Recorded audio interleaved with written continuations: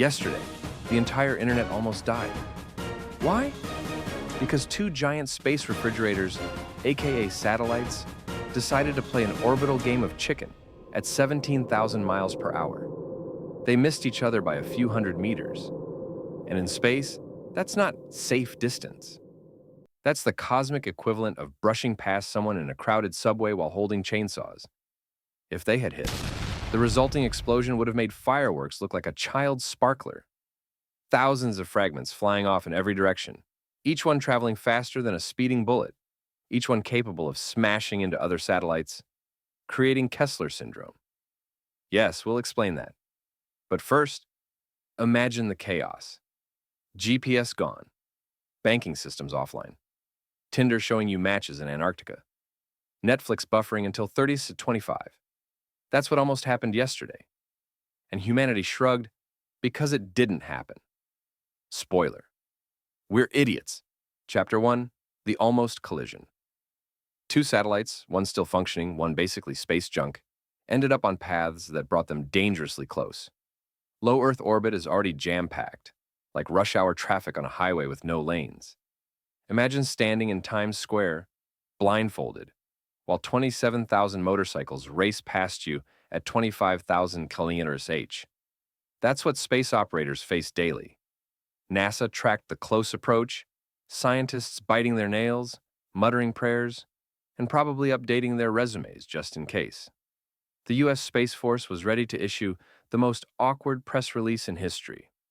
Oops, we may have just destroyed civilization's Wi-Fi. Chapter 2. What if they had collided? If the satellites had collided, the impact would have unleashed energy equivalent to several tons of TNT. At orbital speeds, even a paint fleck can damage spacecraft. Now imagine two bus-sized machines smashing together. The result? Thousands of fragments, each moving at bullet speeds. Instead of two lost satellites, we'd have triggered a cascading demolition derby in orbit. Each new fragment a tiny assassin, slamming into others, multiplying the destruction. This is why scientists lose sleep. One collision could start a chain reaction that makes space travel nearly impossible for decades. Chapter 3. Kessler Syndrome. The Domino Apocalypse.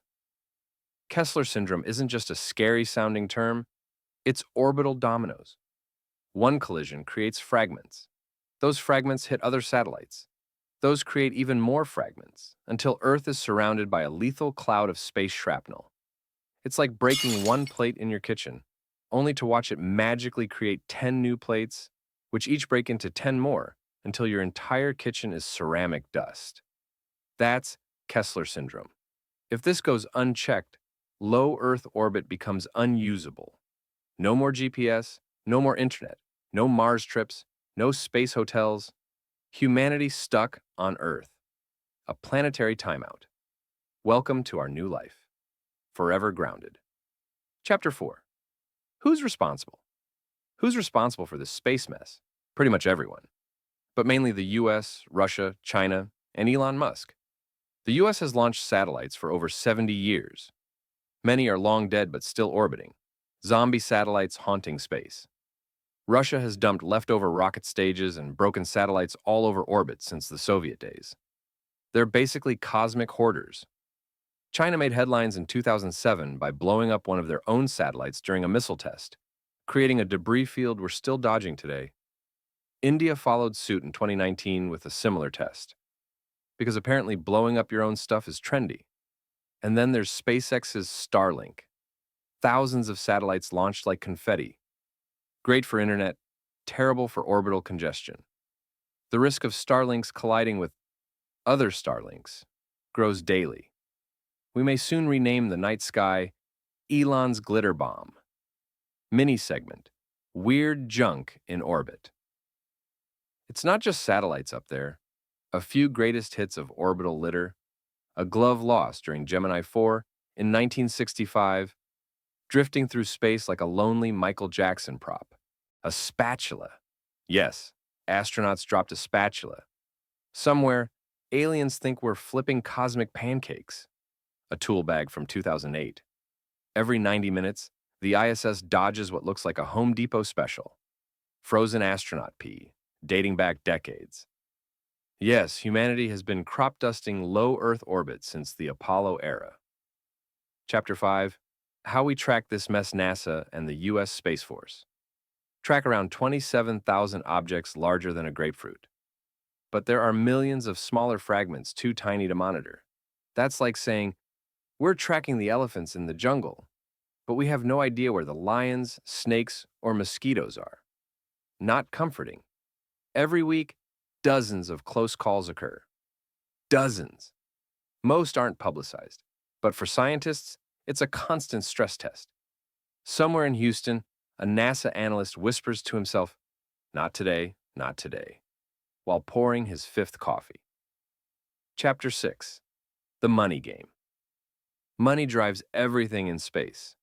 A single destroyed satellite can cost hundreds of millions. Add lost services, ripple effects, and insurance claims, and the bill can soar into billions. Yes, satellites are insured. Imagine being the insurance agent, writing policies for random Soviet screw impacts. Premiums are skyrocketing, and companies are sweating. But here's the twist. Cleaning space junk is a future trillion-dollar industry. Wall Street is already circling like vultures. Forget crypto. The next gold rush is orbital janitors. Chapter 7. Can we fix it? Can we fix this mess? Technically, yes. Realistically, it's complicated. Astroscale is developing space vacuum cleaners to capture dead satellites. ClearSpace has a robotic claw, basically an arcade machine in orbit. But instead of stuffed toys, it grabs 200-meter satellites.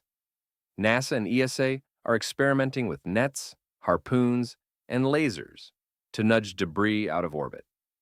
But these solutions cost billions, and nobody wants to foot the bill. Governments shrug, companies procrastinate. Everyone hopes someone else will clean up the cosmic kitchen. Meanwhile, Elon Musk keeps launching Starlinks. If nothing changes, half of future collisions will be Starlink on Starlink. Pure chaos. Yesterday's near miss wasn't unique. These happen constantly. We're playing orbital Jenga every day, and we're all sitting under the tower.